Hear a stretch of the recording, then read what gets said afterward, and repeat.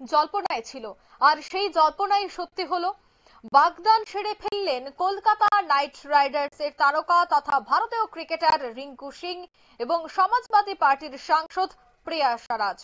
এবং বাগদানের পরেই কিন্তু এবার আলোচনা শুরু হয়ে গেছে রাজনৈতিক মহলে, কারণ সমাজবাদী পার্টির সাংসদের সাথেই বিয়ে করেছেন ক্রিকেট স্টার রিঙ্কুকে। এবার বড়সড় সরকারি পদে বসালো যোগী সরকার।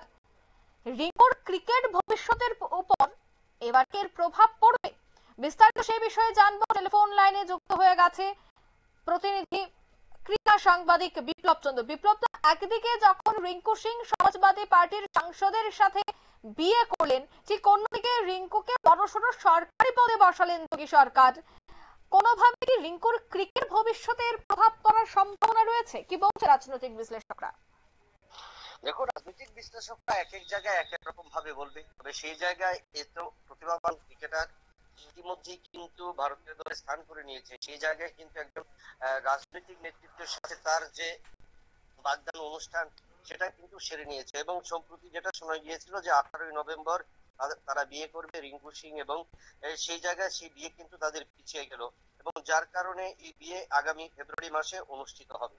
এবং এর মধ্যে দেখা গেল যে উত্তরপ্রদেশ সরকার এই আন্তর্জাতিক পর্যায়ের যে অ্যাথলেটদের যে সম্মানার্থ, সেই সম্মানার্থে 2022 সাল থেকে একটা বিশেষ উদ্যোগ নিয়েছিল, এবং তাদের একটা পরিকল্পনা, যে পরিকল্পনাটা ছিল ইন্টারন্যাশনাল মেডেল উইনার্সদের যে ডাইরেক্টর, তাদেরকে রিক্রুটমেন্ট রুল অনুযায়ী তাদেরকে সরকারি ক্ষেত্রে চাকরি দেওয়া হয়, এবং সেই ক্ষেত্রে কিন্তু রিঙ্কু সিংকে সেই পদে নিয়োগ করা হবে বলে খবর ছিল।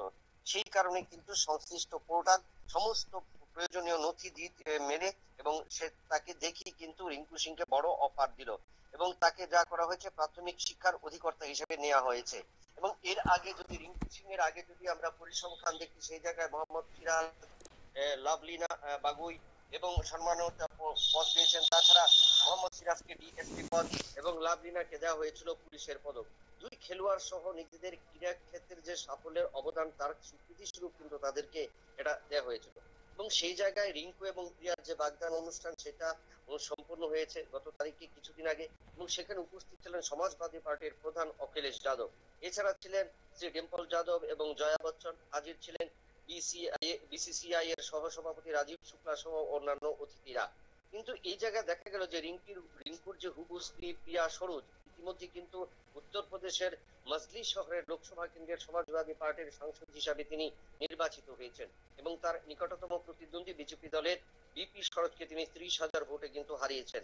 এবং তার বাবা তুফানি সরোজ 3বার সাংসদ ছিলেন, বর্তমানে তিনি ক্যারাকোটের কিন্তু বিধায়ক। সেই জায়গায় দাঁড়িয়ে রিঙ্কু সিংকে যে অফার দেওয়া হলো, বা রিঙ্কু সিং এবং সেখানে তার যে সহধর্মিনী যাকে আগামী ফেব্রুয়ারি মাসে তিনি বিয়ে করবেন, এবং সেই জায়গায় বলা যায় যে প্রিয়া এবং রিঙ্কুর আগামী দিনের ক্ষেত্রে দুদিকে, একজন ক্রিকেটার এবং একজন রাজনৈতিক মহলে। তবে আমার মনে হয় বা তথ্যবিজ্ঞ মহল যেটা মনে করছে যে রিঙ্কু সিং বর্তমানে যেহেতু ভারতীয় দলে স্থান করে নিয়েছে বা ভারতীয় দলের এখন প্রতিভাবান ক্রিকেটার রয়েছে, সেই জায়গায় কোনোদিন প্রিয়া সরোজ কিন্তু তাকে সেই জায়গায় আটকাবে না।